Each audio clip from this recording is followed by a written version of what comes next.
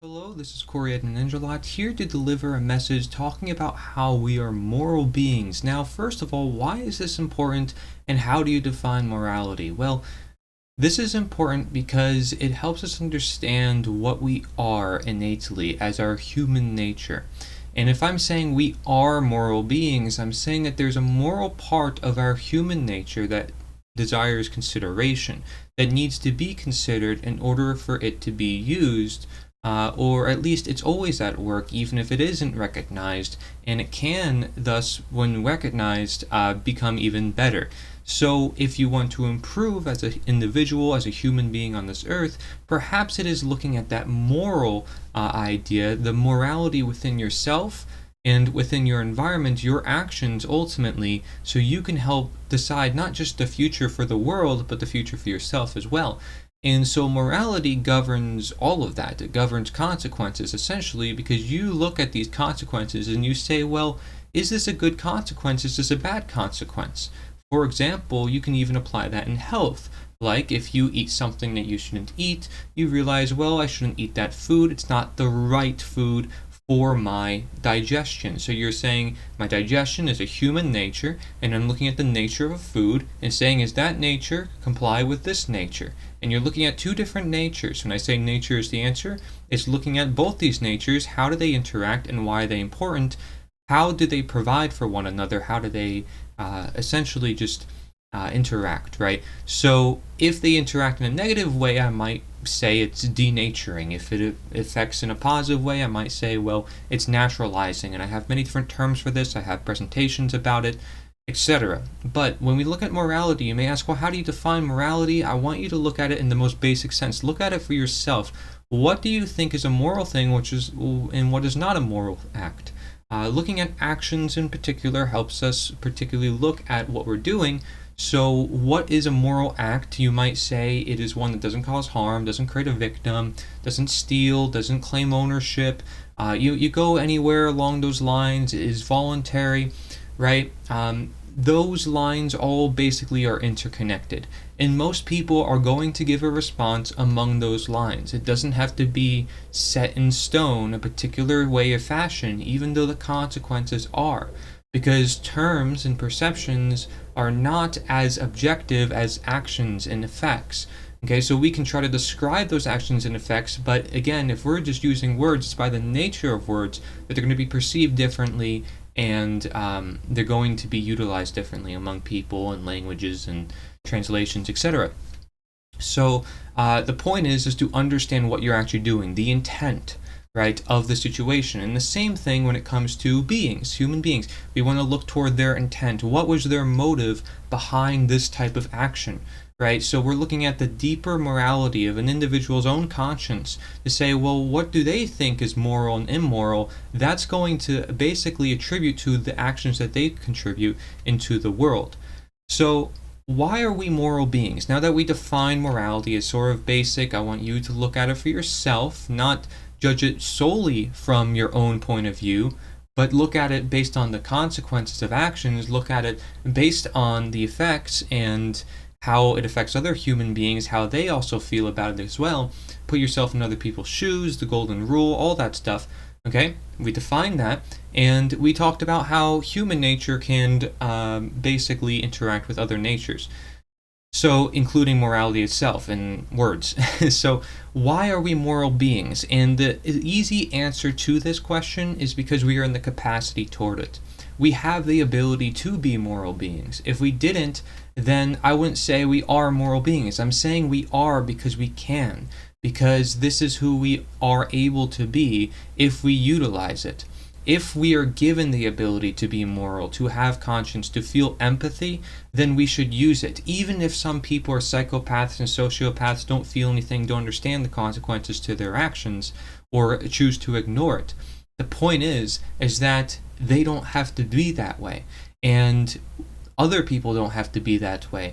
And that the world can be a better place when people do strive for what is good, even despite there being what is bad. Right? So you have to ask your question yourself, and you're probably asking me this question, well, if we're moral beings because we're in the capacity toward it, what about the immoral people? Well, I'll tell you this in a multiple different formats. Just because someone does wrong does not mean they can't be moral. Just because someone is ill does not mean they can't be healthy. Just because people don't care won't mean that they can't or that they won't in time. You have to give an incentive for somebody to heal. If somebody has cancer, they're going through a disease, you have to say, well, I still hope that you can make it through it. Because I know your body can. It's built to. It's built to not just be moral, but to also heal itself, even if everybody doubts it. Everybody doubts this psychopath is not going to change their ways. They're going to stay a narcissist and they're going to contribute, trampling upon other people's lives. Well, really? Or are we going to stay with that mindset and allow it to just seek in to that individual? Nobody's going to stand there and say, well, hey, do you actually need any help, real help? Do you actually need assistance in any which way, right? And maybe that individual refuses help too. Well, maybe, again, there's a level of ignorance to which soon is no longer ignorance, because their ignorance bites them in the butt. We see all the time that ignorance is bliss until, of course, things hit the fan. That happens all the time because knowledge is ever a good thing. It's never a bad thing. And the only time someone wants to be ignorant is when there's knowledge they refuse to accept because it's uncomfortable to them. Their own feelings. But does their feelings matter in the face of the truth? Does it matter in the face of the consequences of actions, such as in understanding morality to the deepest sense, as it is a science, as I have in my previous video talking about it? Because when you understand those concepts, you realize, well, wait, it's a contradiction to say that we can be God or we can decide what the truth is. That at the same time, we can't say, well, this is the truth, that nobody can tell the truth, because we're contradicting ourselves. But the point is that you have to have an open mind, you have to go forward, and you do have to ground yourself with what you do know. What you do know is at least most helpful based on your own knowledge. And thus, knowledge is ever a good thing. Even if it's knowledge of bad things, it helps you know what is good. If you know things that are good, then it helps you know what is bad. Knowledge is good in both ways. So, purpose is essentially intent. Purpose is intent, and you need to provide an incentive to heal. Now, why is purpose intent? Well, if you have a purpose in this life, you say, I'm going to raise children, I'm going to make sure that they're nurtured and cared for, and you're like, well, this is my purpose. I brought them into this life, and now I am filled with purpose, and now your intent is to do good upon them, right? I want you to look at purpose as intent in the same way, because if you intend good in this world, then your purpose is essentially to create good. Purpose is intent, and when people ask, well, what is the purpose of living? What's the purpose of life? What's the cause of life? Do they realize that all these ideas are integral to one another? When it comes to intent, when they want to do good or when they want to learn more about the universe, when they want to find purpose in the universe, or they may just lack purpose within themselves. There's a level of connectivity that they have to understand that they themselves are part of the universe. And to some degree, there's questionable parts as well. I talk about nature being the answer. Well, do humans really get along with nature, or have we taken over nature? Right? Have we made it our domain, our own nature, where we're confusing ourselves because we're living on a place where our greatest suit is our reason, which is our knowledge. And other animals don't have that, but they beat us in everything else, pretty much. When they're sick, they know what to do. When they don't know what to eat, yeah, they know what to eat. Compared to humans, they're eating a whole bunch of things, making their own food, and then ending up with a whole bunch of diseases, and then having to go to some man-made hospital, and then sometimes getting even worse there. So it's questionable, and then people will refuse to rest when their body tells them to, or to eat a certain food when their body tells them to. We're completely against not only our own instincts, but our own morals, both, equally just as much as another. And so, if we understand that we're not just moral beings, but we're also instinctual beings, purposefully so, we have to emphasize the moral part of it too. Because many times, if people are not looking at morality, they're focused on instinct. But then, if people are focused on morality, then they lose sight of the instinct. Both parts are part of the human being. And both parts are part of the state of nature, per se. But generally, saying that we are moral beings is saying that people always have the ability to be better. And that's what I want people to have a mindset of all people. It doesn't matter who they are. Stop playing the pointing game of this person's to blame, this person's an elitist, this person must go to there. This is nonsense. Or this nation is doing this nation. It's like, look at it as human beings and look at it in the positive lens, because everybody always says I'm so positive, but what's so wrong about that? Tell me. There isn't anything wrong with that, just as it isn't anything wrong with people being negative either if they're pointing out things that are negative. But I'm pointing out things that are positive. Both are equally as important, but again, just like instinct and morality, they can't be left out without one another. They're both essential. So, saying what is wrong, saying what is right, eating right foods, and also listening to your body, right? Because right foods, what is the right foods? You got to listen, you got to understand it, you got to experience it for yourself. And that is part of this process. It's part of this process that we, within our purpose, which is this path we laid for ourselves, we find even more purpose because we're following that path, right? And it's bringing us places that we're essentially attracting to. That being said, what I will say is that truth won't manifest itself. There isn't some magical energy that you're putting into the universe where your passion is going to somehow ripple effect and people are just going to get magically changed.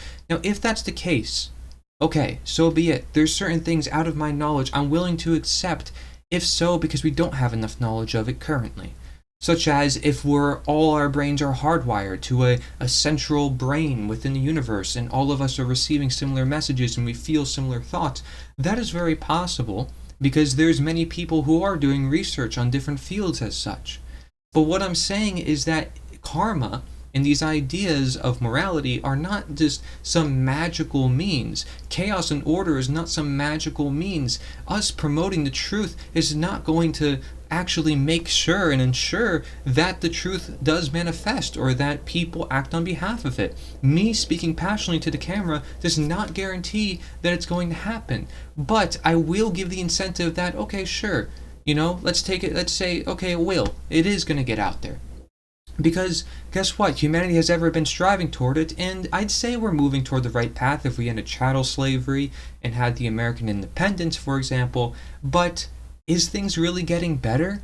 Or is it moving worse? Were those used for other agendas? Yes, they were. And were so many people promoting what we are promoting now, promoting that back then? Yeah. So at the same time as, okay, great, feel like you're putting out this great energy into the world and everything's going to manifest itself, you also have to realize and get a hard dose of reality that, your action is essentially meaningless, as much as it is really, really important and powerful and good for all the generations. Because so many other people have been trying to do this as well. And their actions, their effects have not always been that great, which is why I am saying, we need to try these different action steps. And I go over it in my book and I say, talking about a movement and different things that have never been done before. People are not going to look at it in that lens because often they're scared to, or they don't know how to approach it because it's totally new. But that's why I introduce it, because I don't want to fall down the cycle of history, and I want to choose the path that is the most impactful from my understanding of not just quantity, but quality action. So you need to try harder, which is what a lot of people don't want to do. But you have to try harder in this life. And that means constantly trying to do better. It's not going to just magically appear because of your passion and your energy and you just meditating upon it and thinking, I will manifest it. Okay? Like I said, I will give benefit of the doubt that some of those things could be true. But also scientifically, we need to look at the fact that we can actually create that change through direct action with enough people. And that is not something that is some mystical thing that we're just putting faith into to happen. We're using our reason to say this is what can happen if we do this. There's emphasis on us as moral beings to be moral. There's emphasis. We're not saying, there's beings who happen to be moral or can become moral if they start understanding what we understand and they just happen to stumble into the right things that we stumble into and the synchronicity of the universe and mirroring and all this other things. Okay, that stuff can happen, sure. But despite all that, despite all the positivity, you need to keep moving on, that on the understanding that there is still slavery, that there still needs to be the abolition of such. And therefore that requires hard resilience, just constantly drilling into that problem. So that way that problem is not there anymore. Because if that problem is there in the slightest, well, we can't let that grow. It needs to be clear that this thing is wrong, this thing we call slavery, and we need to understand why that is, and that is driving into morality, and moral power is always stronger than political power.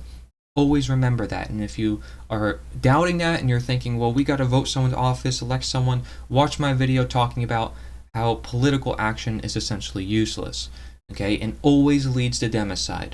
So if we are moral beings, we'll move past this nonsensical wordplay, semantics, political games, theater games, all that jazz, and we're going to look at it as human beings participating in a mission of purpose and intent, one and the same, and everybody's trying to find their purpose. They don't know where to find it, but people need to ask some simple questions about themselves, their own nature, and the nature of the world around them to come to the easy conclusion that the world could be made better, and therefore they can understand even more truths when they embrace the truths that are so evident that they're ignoring, that are right in front of them, such as the fact that they own themselves, that there is no government in reality. That government is nature, that government is God.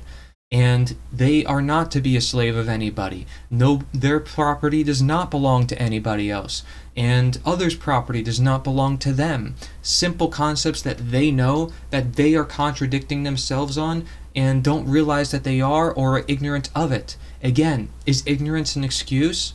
But are we going to say, well, they're always going to be ignorant?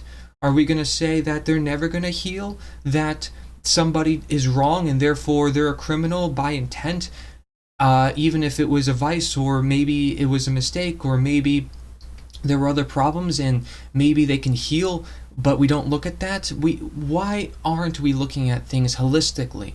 As a health coach, it's like, hello, we need to look at this world holistically and say, well, what are we treating? What's the root cause? And let me tell you, that is statism.